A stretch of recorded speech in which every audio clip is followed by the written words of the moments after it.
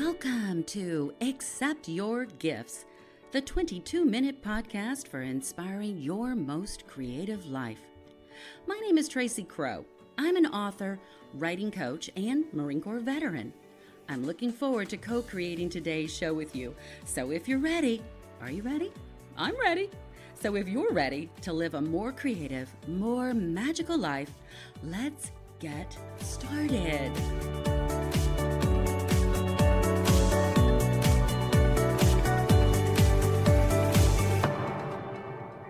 Welcome back, everyone, to part 2 of my interview with special guest and Navy veteran Jeffery Hess.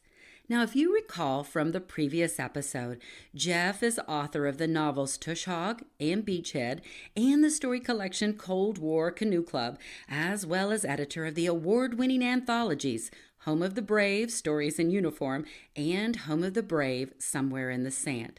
Jeff served 6 years aboard the Navy's oldest and newest ships and has held writing positions at a daily newspaper, a Fortune 500 company, and a university-based research center. Jeff holds writing degrees from Queen's University of Charlotte and the University of South Florida.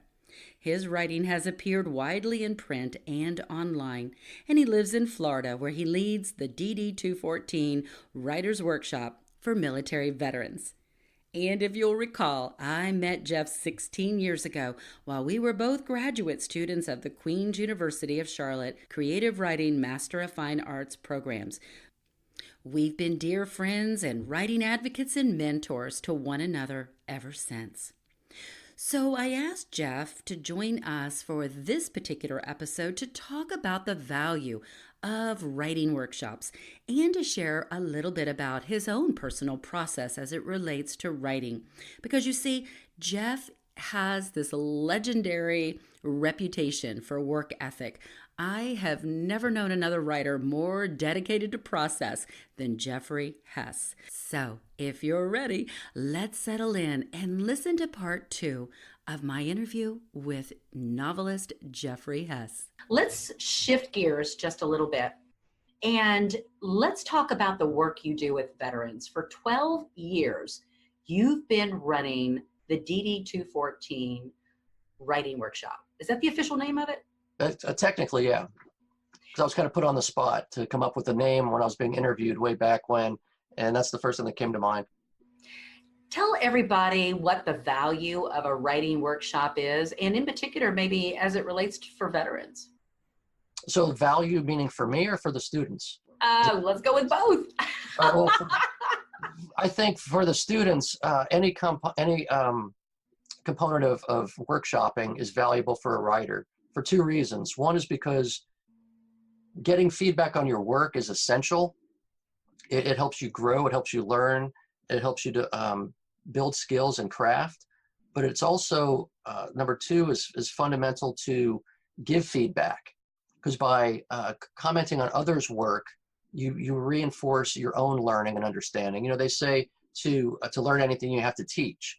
And not everybody's going to jump into teaching right away, but by week, by critiquing and commenting respectfully on other people's work, you develop your own kind of teaching style, and you reinforce your own learning and understanding of the material with which you're speaking.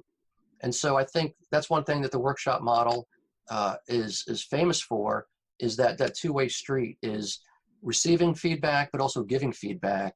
And I think it's a 50-50 proposition to where you grow and you benefit by doing the combination of both. Thanks. For those out there who would like to create a community workshop, writing workshop, or groups of veterans who would like to get together, can you provide some level of guidance for that?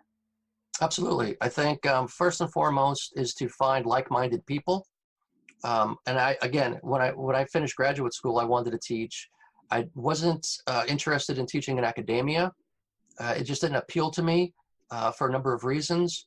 Although I don't discount it completely, because it's something I still might do.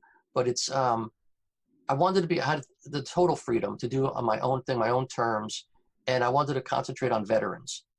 And so that's what I did. I just kind of hung my shingle and said, I'm going to do this. So I sent a press release to the now defunct Tampa Tribune and saying, Navy veteran, MFA grad is going to do his own workshop for military veterans and their dependents. And so I got a call from a reporter who interviewed me for about a half an hour. And so that's where the name DD214 came up. She asked me what I call it, and I didn't really have a name for it at the time. And so that's the first thing I came up with during this phone call. So find like-minded people, gather, be committed, find dedicated people who will not only show up weekly. I do it once a week. We one submission per week, up to 25 pages, double spaced. And so everybody is expected to participate as far as providing feedback, having read the work over the week, showing up on Wednesday to discuss the work. And the person who submitted is required to accept the feedback in the nature in which it's given, right? And so that whole concept is based, again, around our grad school experience, which is deliver the news in the manner in which you'd like to receive the news. And so it's not a critique group, it's a workshop.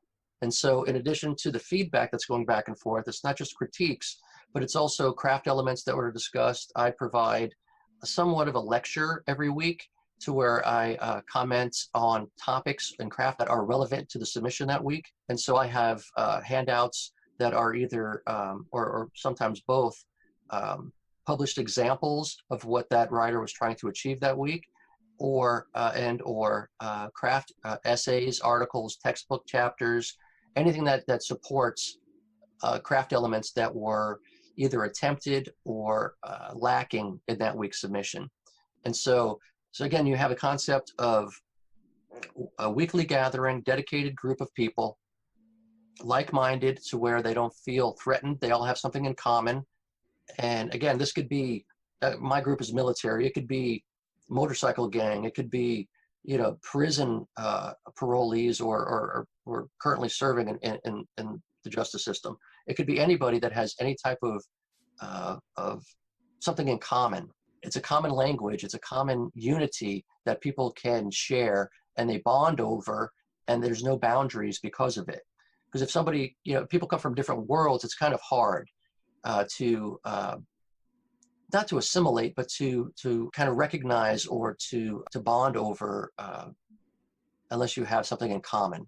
And everybody's a writer there, so they have that in common. So when they have the outer circle of the military in common as well, that's even more of a bonding experience. Okay. I know that a couple of the veterans who have worked with you over the last 12 years have taken so much from your instruction and then moved on to actually go into academically credentialed programs, Masters of Fine Arts, and two in particular just received their MFA degrees recently. And it all their writing began in your DD214 workshop. What did that feel like for you?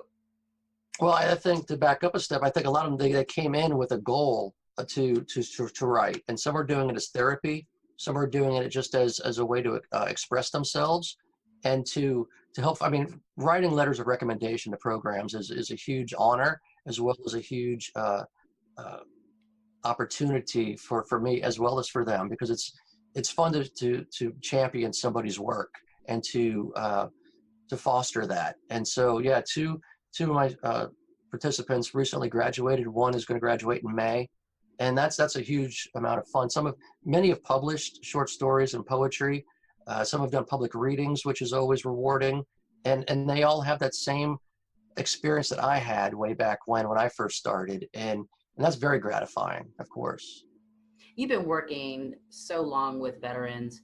I'm curious, what myths or say misperceptions about veterans or even their military families would you just like us to let go of?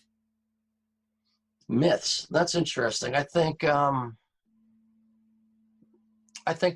one of the myths is that everybody that comes from a military background only knows the military, which is not the case. There are so many people that have a military in their background, whether it's combat experience or not.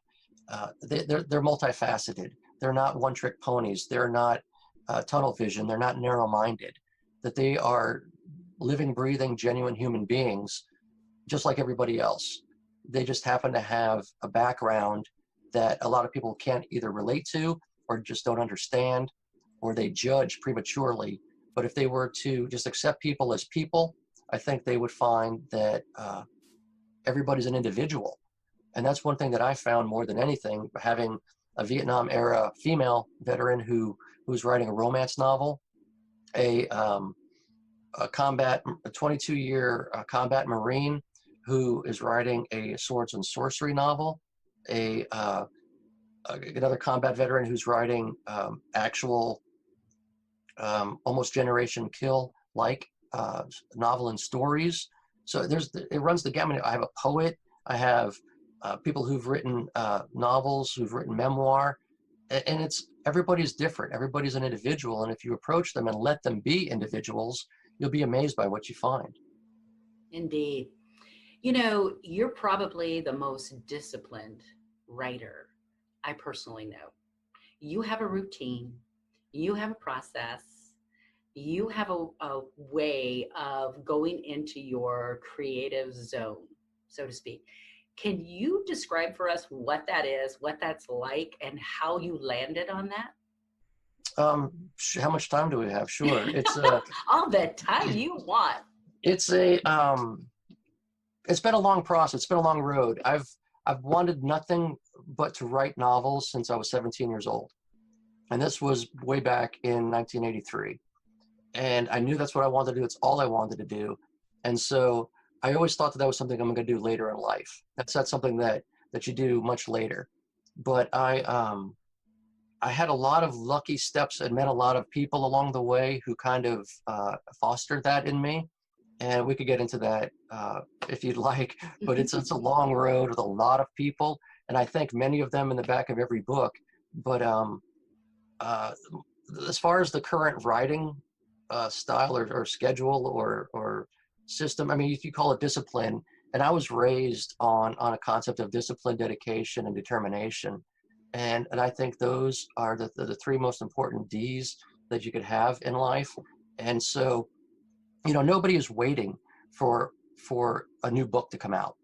You know, there's so many books to choose from. There's nobody waiting for any one book.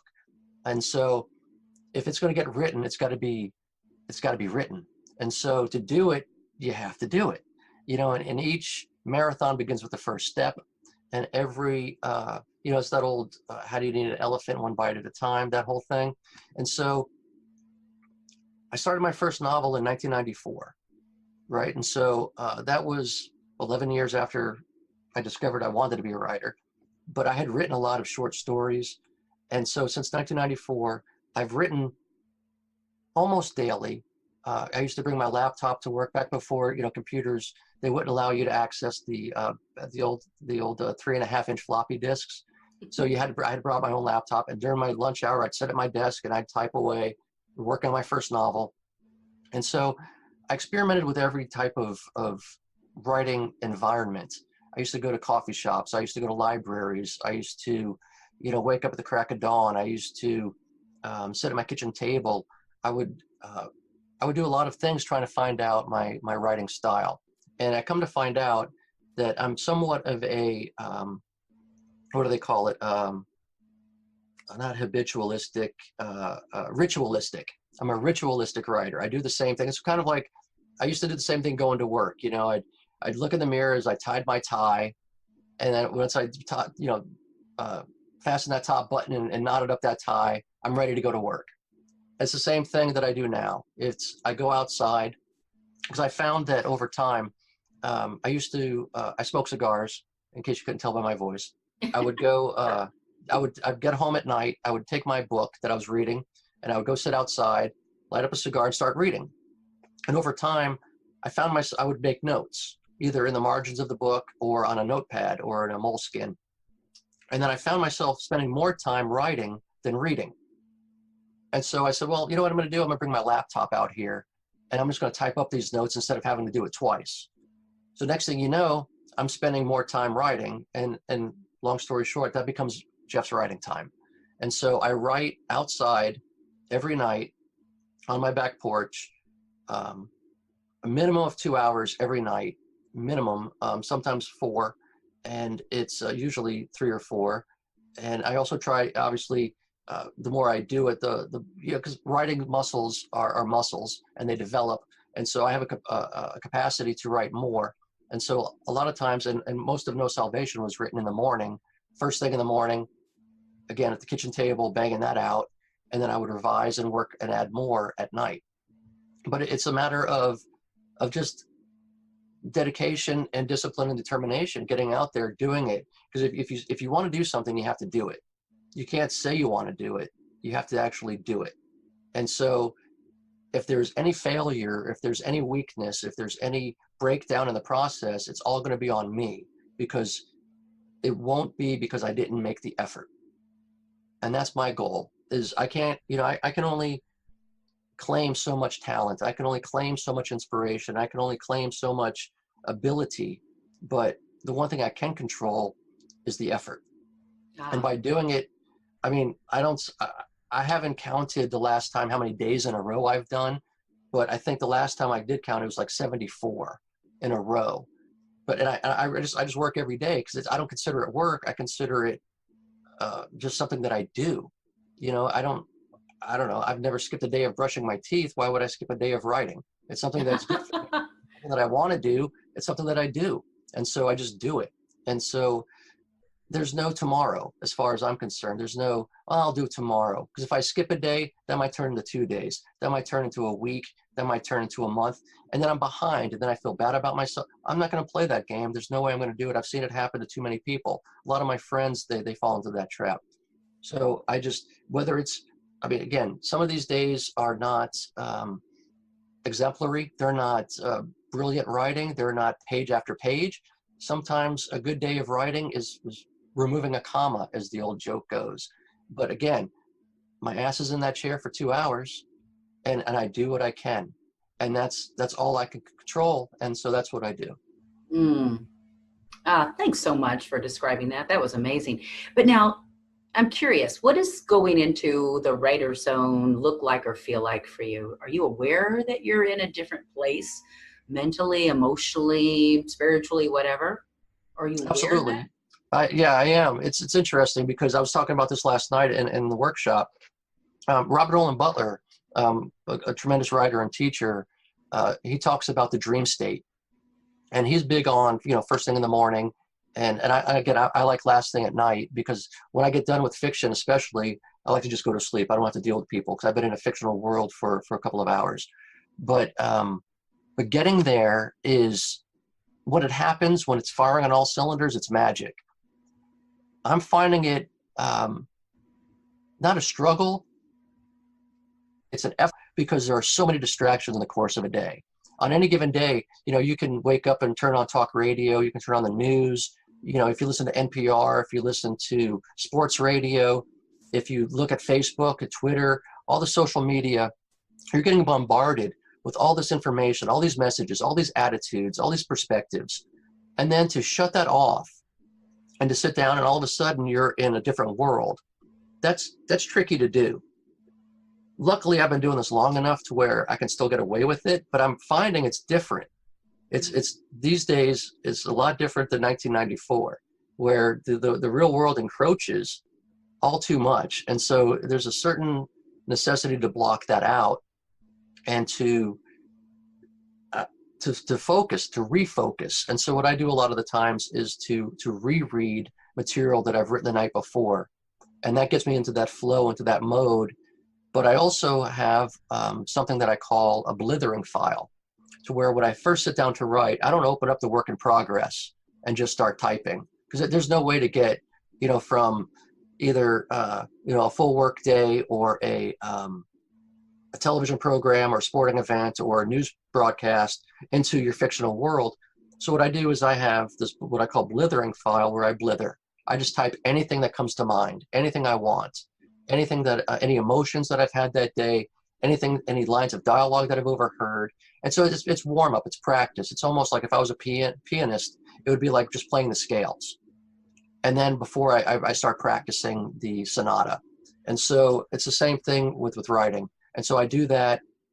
And sometimes what I find is that half of what I'm typing, I can end up copying and pasting into my work in progress. But there's no pressure. There's not there's no stage fright, so to speak, because I'm not just launching into the work in progress, which I don't want to mess up. I have a scratch file, the blithering file, that I could do anything I want.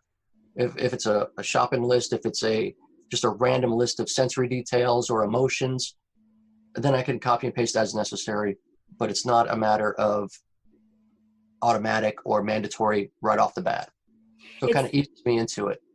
Yeah, it sounds like you have just created the solution for any writer who fears the blank page. Absolutely. And I think that's where it started. Wow.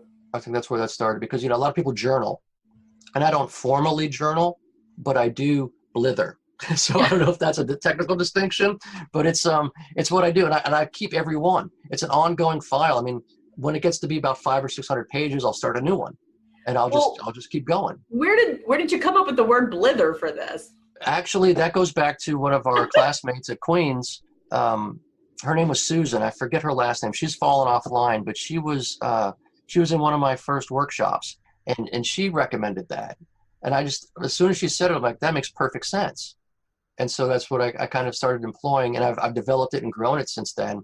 And I use it to keep track of, at the time when I was submitting stories to journals, I'd keep track of all the story submissions in there. And again, I date it every, I start, today's date, and then I just go. And then I jump down a couple of lines for the next day, put the date in, and just go. And it just, I can always go back and review. And so there's never a blank page because it's always something there. And then, so that helps me when I switch over to the work in progress. I'm already kind of groomed or prepared to get into that. So someday when you are an old gentleman in his early 90s, some biographer is going to approach you and plead on his knees or her knees for the Blether files, right? Yeah. Where's this going? Because, this is amazing. You said when you get to 500 or 600 pages, you create a new file. Your blitherings are probably brilliant.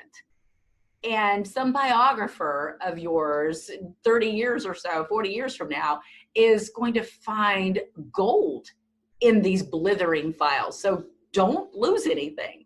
Your lips to God's ears. You'll be there for them if they want them. Okay, all you young biographers, get ready, start lighting up. Hey, listen, let me ask you, let's close on this. Well, no, I've got a couple of other questions for you. What lesson about life did you learn from writing No Salvation? Not everything is as it seems. Ooh, that's one of my favorite quotes. Yes. There's always more to the story than you think there is. Wow. And not every bad person is bad for the reasons you think they're bad. Yes. And not everybody who's good for the reasons you think they're good are good. It's the duality of human nature. Yes. Wonderful. Okay. Last one, I promise. What does it mean to you to live your most creative life? That's interesting. Wow. I don't know. That's a deep topic. I think creativity can be expressed in many different ways. Obviously being a writer, and that's the only thing I've wanted to do as a vocation or an avocation all these years, writing every day, doing what you love every day, and letting, it's a love-hate relationship. Don't get me wrong. There's some days where I resent writing. There's some days where I don't want to write, but I honor it by doing it. I don't take days off unless I'm out of town. When I travel, I don't write. I take that pressure off myself. I'm not going to sit in a hotel room and make my wife be quiet. I'm going to take that time off. But that is the only time I take off, is when I travel. And so luckily it's not a whole lot that happens. So more times if I'm home, I'm writing. That's just automatic. And so I honor the creative life that way. But writing is not the only creative outlet. There are other ways to be creative. And if you exercise them in that way, and in those other ways, the potential, obviously, that I like to draw. And so I draw with pencil quite a bit. Less and less now because I found that it's so time consuming that the drawing time could be better spent or sacrificed, I should say, for writing or for research. or for reading, because reading is a huge component. And reading is a creative act, especially if you read actively, because a lot of people read passively. That's just like watching television. You're just reading for enjoyment. You're consuming. You might as well just go to a drive-through and get junk food because you're just consuming. But if you read actively, if you participate, if you underline, if you write notes in the margin, if you're studying the book that you're reading, if you engage with the text in a way that you can learn, that's an act of creativity. Also, in other forms of life, if you have a job that you don't like, get creative in finding out ways to make it enjoyable, or at least bearable, or at least more productive. Your spouse, your significant other, there are creative ways to improve your lives and to love, and so you can incorporate it that way. And so there's all sorts of ways to honor and be creative. It's not just limited to certain preconceived notions. Well, I want to thank you, my dear friend, for having joined us today on Accept Your Gifts. You truly are a gift. Thank you so much, Jeff. Oh, please. Anything for you, you know that. Happy to be here.